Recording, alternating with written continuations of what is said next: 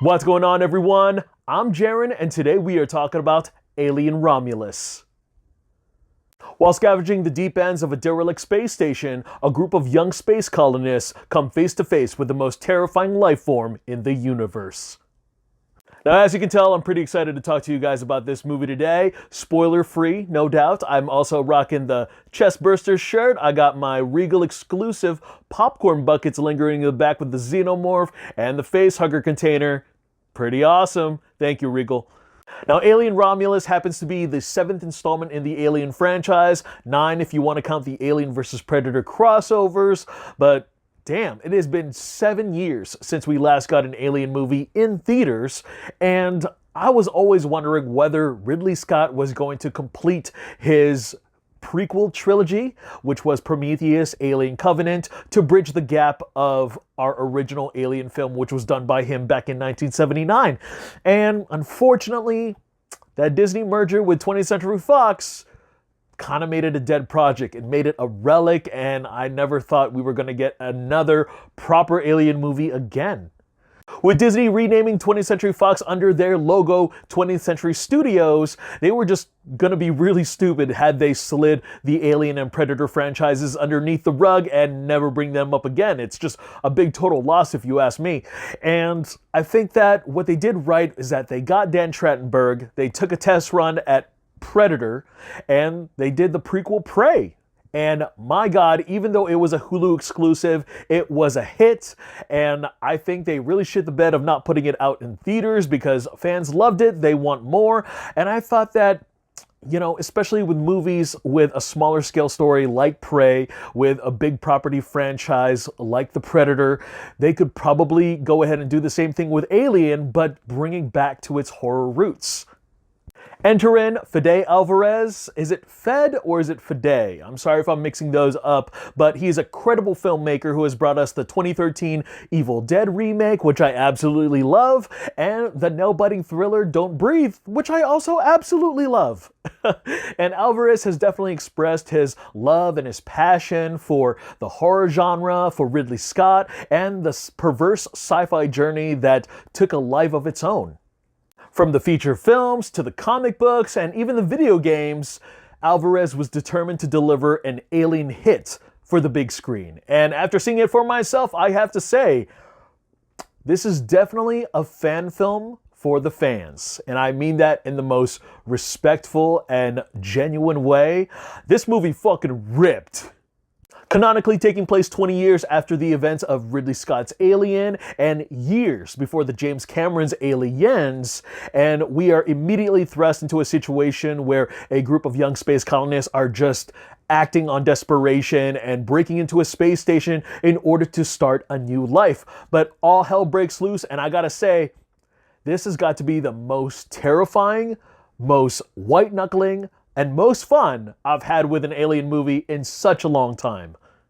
And in my opinion, it's probably one of the better looking Alien productions I've seen in such a long time, including its gritty and claustrophobic set designs, its eerie and bleak score, its harrowing and immaculate cinematography.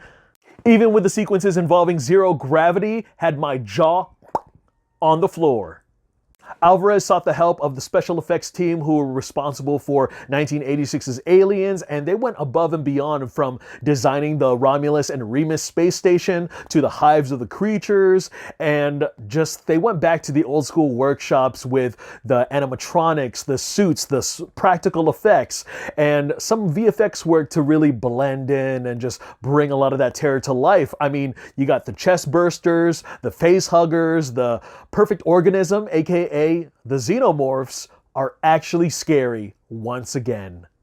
The facehuggers are reintroduced in a much different way, where they are a bigger threat when they are let loose all at the same time and hunt in numbers.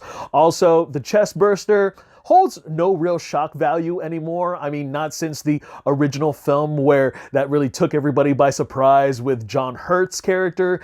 And in here, we get a little more of a bone-crunching manner and the way that it's executed, and it worked for me.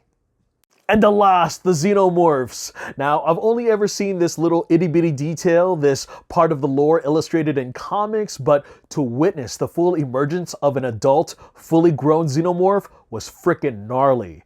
And I love some of the CGI work and the physicality that went into making the xenomorphs look so breathtaking with every movement and every piece of framework.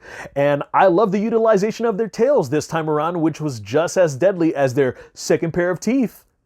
Now, although I would have preferred the entire movie to revolve just around these particular specimens, the xenomorph, of course, I think Alvarez made the right decision, made the right call into showcasing every iteration of the alien to its fair amount and to its equal amount of its runtime. I mean, it really left a lot of the anticipation up to the audience, to what's lurking around the corner, bringing back some of that old school method, fear factor, and suspense building. And just like any spoiled fan to any big sequel franchise, I can understand that you might just want to skip all the introductions, skip all the cliche little tropes and structure of how these things are supposed to go because you know them already, and just get to all the creatures wreaking havoc, tearing up Carnage Candy, adding to the body count, and I get it. But the filmmakers still have a story to tell, or they want to tell. I can also see why a lot of people were telling me that this movie had a little bit of a slow start, kind of takes a while for the ball to get rolling, but it was fine with me. It totally worked on me. Getting into some of the talent here, I remember when the cast for this movie first got announced, and there was a lot of backlash with how young these cast members were, but surprisingly enough, although their characterizations are a little bit rough and nearly non-existent, they were surprisingly good. One of the actresses I fell in love with the casting right away was Isabella Merced, and she's become a very notable actress in Hollywood, starting from Transformers: The Last Night, which is the first movie I saw her in, and recently what I watched was Turtles All the Way Down, and she is making her first step into the horror genre with this particular installment, and I gotta say, she makes a really good running candidate for a possible future Scream Queen. Now, I know that she's not the main character of this movie, but there are some elongated sequences where she's roaming around the ship and evading all kinds of threats in the dark, what's lurking behind that corner, and she has the lung power for an iconic scream.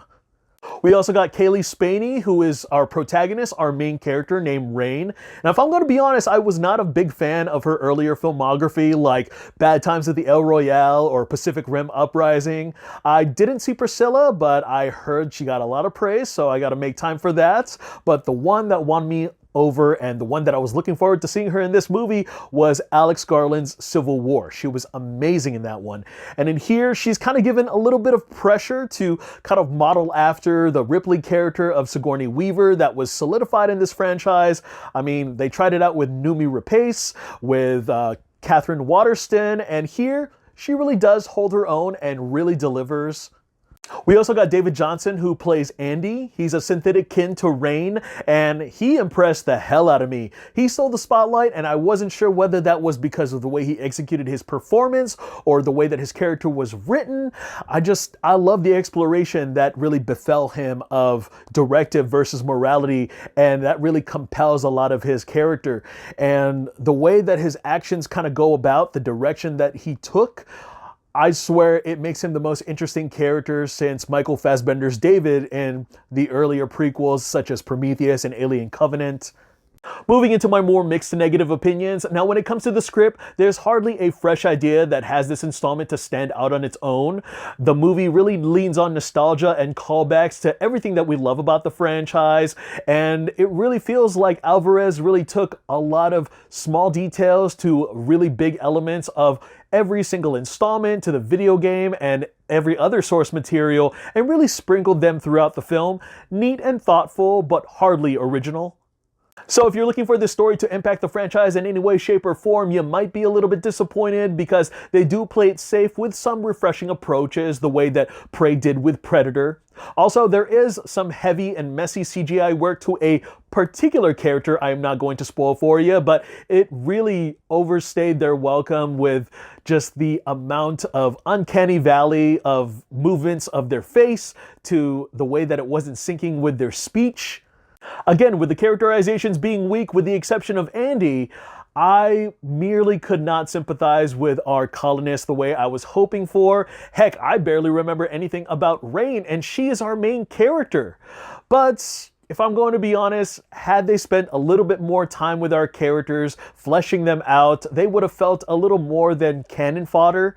And, you know, I could probably say the same thing about Sigourney Weaver's Ripley in Alien 1, because honestly, you don't really get to know her until the sequels. So I'm not much of an argument there. You don't come to an Alien movie for the characters, the humans.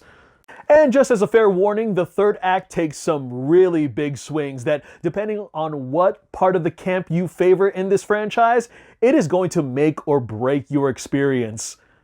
When I first laid my eyes on what is to bestow the final confrontation, I flinched in embarrassment. I was like, oh, we're doing this again.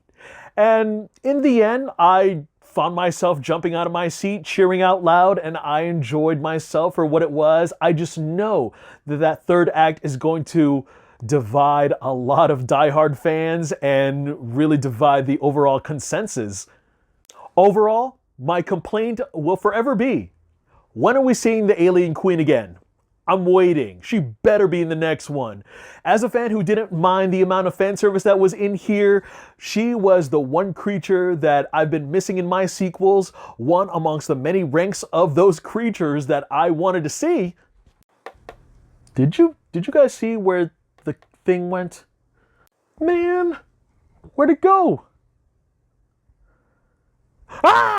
I think Alvarez did a solid job working with Ridley Scott to bring Xenomorphs back to its glory days, and as grateful as I am to know that this IP is getting a Hulu series of its own, I really hope that we get a passionate and visionary director that will wonderfully take this Alien franchise to the next level, take it a little bit further. I mean, also, Dan Trachtenberg and Fede Alvarez rumored to team up for an Alien vs. Predator 3, sign me up. Well, alright guys, before we close things out, I have a request from Aaron Medeiros, who is a fellow critic and best friend of mine, who wanted to know my ranking of the Alien franchise. Starting off with number 7, Alien 3. Number 6, Alien Resurrection. Number 5, Prometheus. Number 4, Alien Covenant. Number 3, Alien Romulus. Number 2, Aliens. And number 1, the obvious answer, 1979's Ridley Scott's Alien.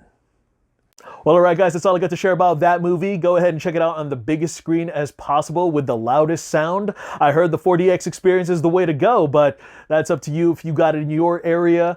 I'm Jaren Agbanawag. I want to thank you guys again so much for taking some time out of your day to hear me talk some movies. Look forward to more reviews, and I will see you guys at the movies. Take care.